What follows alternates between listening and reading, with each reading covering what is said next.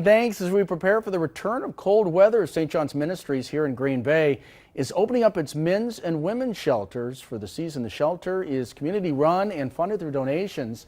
Last year, St. John's served 646 people, offering more than 25,000 nights of shelter, a 15% increase.